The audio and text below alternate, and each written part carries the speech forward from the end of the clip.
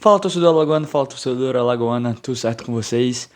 Final de rodada nesse final de semana, todos os alagoanos jogaram, todos os jogos concluídos. Deixei um tempinho de espaço de segunda para hoje, terça-feira, para a gente falar sobre a rodada dos times alagoanos, esse giro de notícias. Vamos falar aí sobre Série D, C e B, os times de Arapiraca, os times de Maceió. E, primeiramente, agradecer sua visualização já a partir de agora.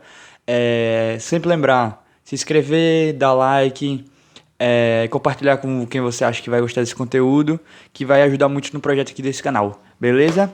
Vamos começar falando da Série D, como a gente sempre faz, tradicionalmente. Os dois times de Arapiraca jogaram, para variar. Eu não vou falar dos jogos que eles tiveram no meio da semana, perdi um pouco o time de falar deles, mas vou focar nos jogos desse final de semana. Vamos começar falando do Cruzeiro. O Cruzeiro recebeu o Bahia de Feira, empatou em 0-0. Como eu falei no outro vídeo, no outro giro de notícias, Cruzeiro e Asa tem que ter cuidado para esse começo de oscilação de um turno para o outro. Vai começar a virar o turno agora, os jogos de volta vão começar e não pode ter essa oscilação muito grande que os dois times estão tendo. O Cruzeiro vinha numa sequência boa, invicta, perdeu essa invencibilidade e empatou em casa. O Cruzeiro precisa voltar a estabelecer uma postura de mandante, uma postura de quem quer competir pelas essas vagas do grupo para a próxima fase. O grupo na parte de cima está embolando, o Cruzeiro agora deu uma distanciada, não está mais lá no G2, no top 2 do grupo. Então tem que começar a voltar o futebol que vinha jogando. Tem que começar a reagir. Senão vai ficar para trás, vai permanecer na Série D, mas vai ficando para trás no quesito ambição. A ambição, obviamente, do Cruzeiro é subir, como todos os outros times. Pode ser que o clube internamente acredite mais ou menos do que a gente, mas a ambição é essa. E tá começando a se complicar, o time do Cruzeiro. Contratou, fez contratações, alguns jogadores até conhecidos. O Júnior, que é jogador do Paraná, é jogador do CRB, Paysandu, do próprio Asa, e agora tá no Cruzeiro. Estreou fazendo gol, inclusive, mas assim, precisa de mais. Precisa explorar mais esse mercado, porque tem que trazer jogador para qualificar nessa reta final de campeonato. Beleza? Agora vamos falar do Asa. Aí sim, a gente vai falar de um cenário um pouco diferente. Vamos lá, Asa. O Asa perdeu pro Retrô. Vamos contextualizar. Primeiro de tudo, o Retrô provavelmente, eu não vou falar da Série D toda, mas do grupo do Asa e do Cruzeiro, o Retrô é o melhor time em questão de elenco. É o único time que vem de anos consecutivos bons. O Asa tá ali parecido, mas o Retrô chegou em duas finais de campeonato pernambucano, que é um campeonato estadual mais competitivo do que o alagoano, porque tem Santa Cruz, tem Náutico, tem o Sport, o Salgueiro que dá trabalho. Então assim, aqui só tem o CSA, CRB e Asa, basicamente. São esses sempre que estão chegando nas finais nos últimos anos. Mas o Asa tem todos os seus méritos. Assim, o Retrô tem um projeto muito sólido, uma estrutura que não é de time de Série D, é uma estrutura de time de Série B, de Série C. E alguns até falam que a estrutura física de preparação de CT do Retrô é de Série A. Então é outra realidade. Questão financeira também. O elenco tem muitos jogadores conhecidos no futebol brasileiro. Tem Fernandinho, tem o Rômulo. Fernandinho ex-Grêmio, ex-São Paulo. Rômulo que é ex-Vasco, ex-Flamengo. Tem o Jean, ex-Palmeiras. Acabou de contratar o Everton Felipe, que tem 25 anos só. Ex-São Paulo, ex-Sport. Acho que todo mundo conhece aqui no Nordeste o Everton Felipe. Então, assim, é um time muito qualificado. Um time que tem muitas peças. Um time que tem uma ótima estrutura. O Asa saiu na frente, tomou a virada por 3-1. Mas qual o problema? O Asa vai pegar de novo o Retrô agora na sua casa. Vai precisar fazer um jogo melhor. Não pode perder tantos pontos assim. Porque é um concorrente direto. É um time que vai brigar para se classificar dentro do grupo. Não pode se distanciar, não pode desgarrar da parte de cima. O Asa também precisa melhorar. O Asa está com muitos questionamentos nessa virada de turno. A torcida está cobrando muito. poucas movimentações, na minha opinião, no mercado. Trouxe o Bocão. O tempo de espaço é curto para avaliar o Bocão, mas de cara assim eu achei uma boa contratação. Eu acho que aquela lateral direita precisava, mas eu acho que precisa de mais. Dispensou o Lúcio Maranhão, precisa trazer alguém para repor essa vaga. Também investiria em mais jogadores de ponta. Acho que o Joãozinho tá bem, fez gol, tá fazendo boas partidas. Mas eu acho que precisa de mais volume nesse jogo de lateral. Então, assim, o Asa precisa voltar a ter uma regularidade maior, precisa voltar a ganhar jogos, precisa voltar a atuar melhor e também precisa desses reforços para ajudar durante o ano. Beleza? Vamos na ordem cronológica. Sábado, o CRB jogou. O CRB jogou, foi o único alagoano que saiu vitorioso dessa rodada. Ganhou do Ceará fora de casa, então foi uma baita de uma vitória. A CRB invicto com o Daniel Paulista. Invicto não, 100% com o Daniel Paulista. 2 vitórias fora de casa, 1 vitória em casa. Vamos começar a falar do jogo, mas de antemão. Baita partida do CRB. Como eu falei, eu não acompanhei, não assisti completo. Por isso eu não podia fazer o tempo real. Mas assisti uma parte, estudei o jogo. E o CRB enfrentou um adversário muito difícil. O placar de 3-1 não reflete muito o que foi a partida, porque o Ceará também jogou bem. Teve momentos que o Ceará foi muito bem na partida, principalmente no segundo tempo, quando estava 2-1 para o CRB. Mas vamos à ordem cronológica. Primeiro de tudo, postura do CRB muito boa, porque assim, o CRB não, mesmo jogando com as suas linhas um pouco mais recuadas, não tão fazendo pressão alta, essas coisas, o CRB tem uma estrutura muito boa com o Daniel Paulista da questão dos 3 volantes. Por quê? Os 3 volantes do CRB, como a gente vem falando, dão a saída de bola. Parece que encaixou Falcão segurando mais, Juninho criando um pouco mais, o Lucas Lima sendo esse cara híbrido de ser o cara da marcação, mas quando tá com a bola ser uma opção ofensiva, tá dando muito mais liberdade pro João Paulo jogar. Mas além de tudo, eu acho que acertou também no posicionamento do Renato e nessa liberdade que o Renato tá tendo. Vou voltar a falar disso. Mas assim, a postura do CRB é uma postura de um time muito inteligente, que entende suas limitações, que sabe o que vai jogar, o que vai fazer dentro da partida. É um time que está muito bem coordenado. O Daniel Paulista tem essa característica, os times deles são muito bem organizados, muito lúcidos, conscientes em campo. E o CRB está demonstrando isso. Na partida contra o Guarani, soube ter uma humildade de entender que vinha num momento ruim, precisava pontuar, jogou um jogo um pouquinho mais feio, mas saiu com a vitória. Contra o Mirassol foi muito inteligente, fechou as possibilidades de criação do Mirassol, tirou o time do conforto, jogou explorando os espaços do Mirassol e saiu com a vitória. E contra o Ceará a mesma coisa, complicou o jogo do Ceará, jogou atacando esses espaços de forma muito inteligente e acabou saindo com a vitória mais uma vez. Vamos lá, vamos falar do Renato. Renato e Rômulo foram os caras da partida, inegável. Mas primeiramente Renato. Eu acho que o Daniel acertou muito nessa questão de trazer o Renato de volta para o lado esquerdo, porque o Renato passou um tempo jogando pelo lado direito com o Louser, mas se a gente for lembrar no começo do Alagoano e na Copa do Nordeste, o Renato jogava pelo lado esquerdo e foi por onde ele fez os gols, por onde ele tem a característica de fechar no segundo pau e fazer os gols. Teve o gol dele assim os gols deles contra o CSA foram assim. O primeiro gol dele no Alagoano foi muito parecido. Então, e dessa vez teve gol dessa maneira também, fechando o segundo pau e botando a bola pra rede. Mas não só isso. O Renato parece ser muito mais confortável dentro daquele lado esquerdo, daquela ponta esquerda, quando ele joga na parte ofensiva. Quando ele é um cara pra marcar, tanto faz o lado. Mas ofensivamente o Renato parece estar muito mais confortável naquele lado esquerdo. Então o Daniel Paulista acertou muito trazendo ele lá. E é um cara que sabe atacar os espaços, é um cara que tem um tempo de posicionamento muito bom para receber essa bola entre linhas, é um cara que fica poucas vezes impedido. Então acho que acertou muito. O Rômulo voltando mais para ajudar, até dá mais liberdade pro Renato subir, explorar esses espaços. Então assim, os gols do CRB, principalmente do Renato, foram jogados de muita inteligência. Primeiro de tudo, o primeiro, O Rômulo deu uma baita de uma assistência, ótima jogada, achou o Renato sozinho e fez o gol. Vamos falar já já do gol do Ceará. Segundo gol, ótimo passe de novo do Rômulo e achou o Renato muito bem lançado. E o Renato botou a bola para dentro. Um movimento muito bem coordenado. A corrida do Renato, o passe foi na medida, foi milimétrico. Então, assim, explorou muito bem os espaços do CRB nesses dois primeiros gols. E o terceiro gol, um gol mais de final de jogo, mais contra-ataque.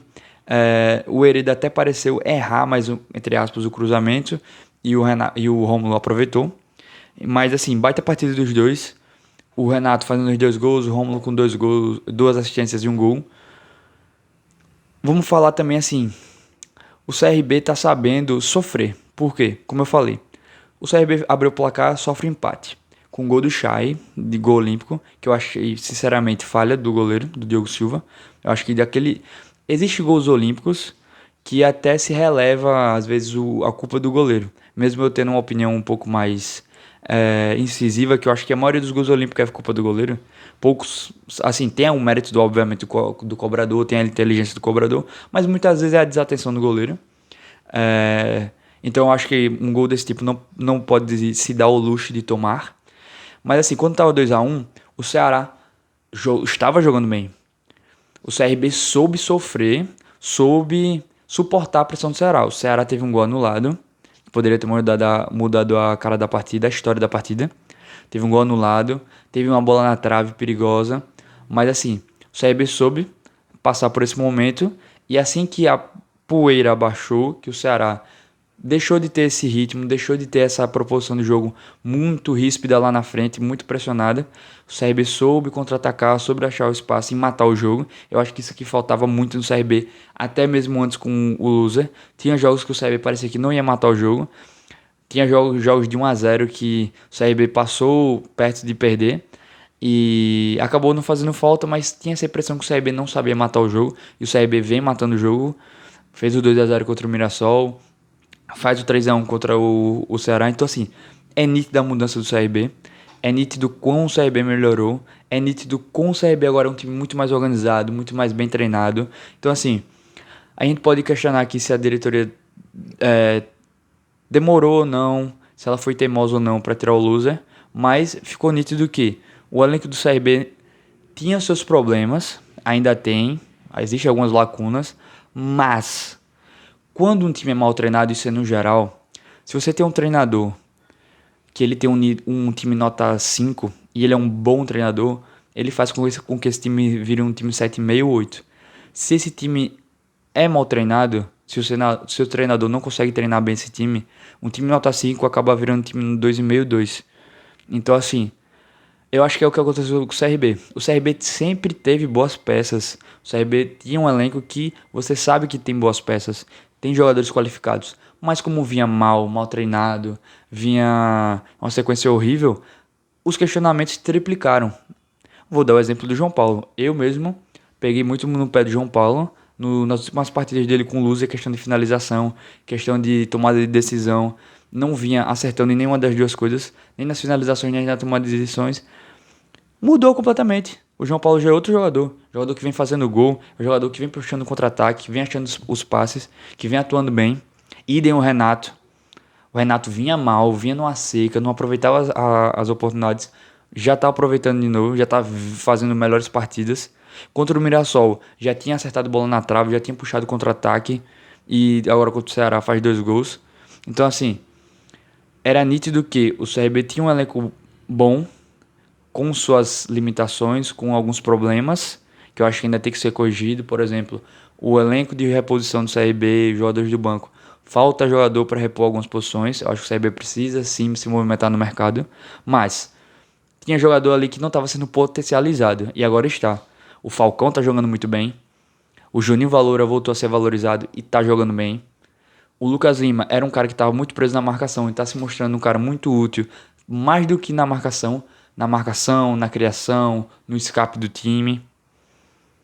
A defesa está se acertando, está tomando menos gols. Só tomou um gol nesses 3 jogos com o Paulista e vinha tomando gol todos os jogos. Todos os jogos. E não foi um gol de cabeça, como a gente estava reclamando muito. Não foi um gol que a defesa não estava acompanhando. Já tem outra postura. Então, assim, o CRB melhorou muito. E aí a perspectiva agora é que o CRB faça um campeonato mais tranquilo. Um campeonato assim na parte de cima da tabela. Ali no oitavo, sétimo lugar, nono. Eu acho que não é hora da gente iludir o torcedor regatiano. Botar um sonho na cabeça dele que eu acho que ainda não tá possível, não tá claro, não tá parecendo que vai ser a briga pelo G4. Pode ser que aconteça, pode. Eu já vi o próprio CSA em 2020 e 2021.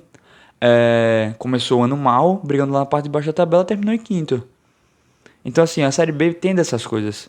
A Série B acontece várias vezes disso, do time ter um primeiro turno horrível, o segundo se transformar. Então, assim, calma, isso existe. No passado próximo, a Série B proporcionou isso, mas acho que não tá na hora do torcedor do CRB achar isso.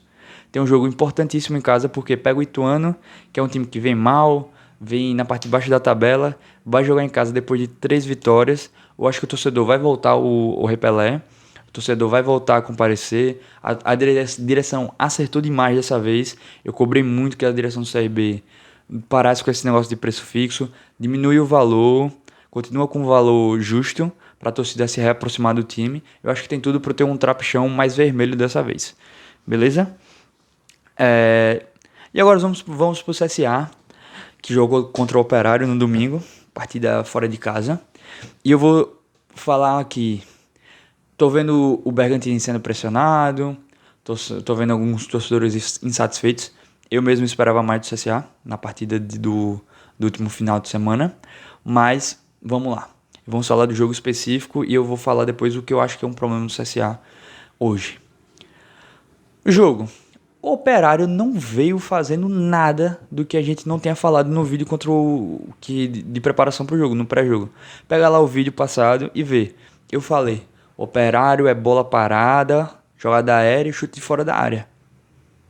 É isso. E o Operário, até o primeiro tempo, só fez isso. Chute de fora da área, jogadinha aérea, na bola de lateral, bola parada. E não ofereceu muito perigo. Os chutes fora da área quase todos foram na direção do Dalberson. E aí no segundo tempo, o CSA, logo no começo, pra mim, falha do Dalberson, não havia necessidade dele fazer aquilo. Se fosse fazer, tentasse encaixar a bola, mas eu gosto muito do Dalberson, sempre falo aqui que o CSA tem que segurar ele pra fazer uma boa Série D, mas dessa vez eu acho que falhou. E aí quem pagou o pato foi o Foster. Toma um gol contra, cedo no segundo tempo, e aí que me vem o que me pegou, o que me questionou. Após tomar o gol, o CSA começou a buscar o jogo. O Thomas Bastos começou a aparecer mais no jogo. Foi um cara que finalizou muito depois do gol. As laterais começaram a aparecer muito. O CSA começou a criar, começou a dar perigo. E aí vem meu questionamento. Por que depois que tomou o gol? O time do Operário não oferecia perigo real. O CSA ficou muito atrás no primeiro tempo. Não havia necessidade. O CSA poderia começar a pressionar, poderia começar a jogar o time contra a torcida logo no primeiro tempo. Poderia ter jogado mais de igual para igual. Quando tomou o gol que saiu para o jogo, começou a achar os espaços, começou a achar as oportunidades. Algumas foram ruins, alguns cruzamentos exagerados e tal, algumas finalizações sem necessidade, mas achou o espaço. O Thomas Baixo foi muito inteligente no segundo tempo, achando os espaços por trás da dupla de volantes do Operário. Achou os chutes fora da área, achou alguns passes. Mas por que depois que tomou o gol? Poderia ter criado mais, poderia ter dado mais volume e ter saído com um resultado melhor já no primeiro tempo. O que eu questiono no CSA dessa vez, e o que eu acho que o torcedor está questionando, é essa falta de regularidade na postura do CSA. Eu sei que o time do CSA tem também seus problemas de lacunas, tem seus problemas de montagem de elenco. Eu acho que Talhari deveria ter uma reserva à altura. Eu acho que deveria ter mais opções de meio campo, principalmente meios mais ofensivos, mais um ponta, quem sabe. Mas o CSA poderia sim ter feito uma partida melhor. Tinha peças, vinha bem para fazer uma partida melhor. O CSA contra o Manaus tomou um gol, mas vinha já criando no primeiro tempo. Já vinha criando perigo. Quando tomou o gol, continuou o ritmo, acelerou um pouquinho e achou os outros 2 gols. O CSA poderia ter tomado um gol contra o Operário, mesmo criando muito, poderia. Futebol, tudo é possível. mas poderia ser parecido contra o Manaus. Você poderia estar pressionando muito, buscando o gol, tomou um gol, não se abala e vai atrás do resultado. Mas não, mudou de postura. O CSA preferiu não correr atrás do resultado no primeiro tempo, preferiu esperar, tomou o gol e depois saiu para recuperar o resultado no desespero. Então assim, o CSA precisa padronizar a postura. Ou você joga de um jeito ou joga de outro. Até porque o CSA fez partidas fora de casa antes muito boas. Ipiranga e Floresta, o CSA saiu com ótimos resultados. Contra o Alto já foi parecido do que foi esse final de semana. Esperou muito, quando tomou o gol, saiu pro jogo, melhorou e fez o gol. Pô, se você tem um time que por duas vezes jogou melhor, jogou um pouco mais construtivo, um pouco mais decisivo e saiu com resultados bons fora de casa. Por que esperar para tomar gol, para começar a construir? E vale lembrar, contra o Altos, o CSA começou a jogar após o gol e ainda o gol foi uma jogada com sorte. Dessa vez não teve sorte e saiu com resultado negativo. Então assim, a crítica que eu fico com o CSA é: Vinícius Bergantin precisa padronizar esse jogo do CSA e precisa confiar mais nos seus atletas e no seu próprio trabalho. O CSA poderia ter resultados melhores. E tem algumas peças que mostram que o CSA não é dos piores times na Série C. Tem, repito, problema de lacuna no elenco, problema de reposição de peças. Alguns setores do campo, como para mim o meio campo, precisa de peças titulares, mas poderia jogar melhor. O time do Operário não tem nada demais. O time do Operário não tem nenhum grande jogador. O grande jogador deles é o Felipe Augusto, que a torcida do CSA conhece bem. Você não pode ter medo desses times, mesmo que seja fora de casa. Então assim, o CSA perdeu e eu acho que por boa parte da culpa tropeçou nos próprios pés. Beleza? Giro da rodada. Falei um pouco mais sério, né? Não foi tão descontraído o vídeo de hoje. Mas essa foi a rodada do futebol alagoano. Amanhã já tem jogo, CRB e Ituano. Amanhã tem vídeo analisando o time do Ituano, analisando como vem o CRB, as últimas notícias, as atualizações. Então, se inscreva no meu canal, ative o sininho, curta, compartilhe para quem você acha que vai gostar desse tipo de conteúdo. Me siga nas redes sociais para ter as novidades sempre, tá? Para ter as atualizações. Amanhã vai ter sim o tempo real, vai ter sim os comentários na hora do jogo. E espero por vocês sempre reagindo, sempre participando, fazendo futebol de uma maneira mais interativa aqui em Alagoas e para a sua diversão também, tá bom? Muito obrigado pela audiência de vocês e até amanhã.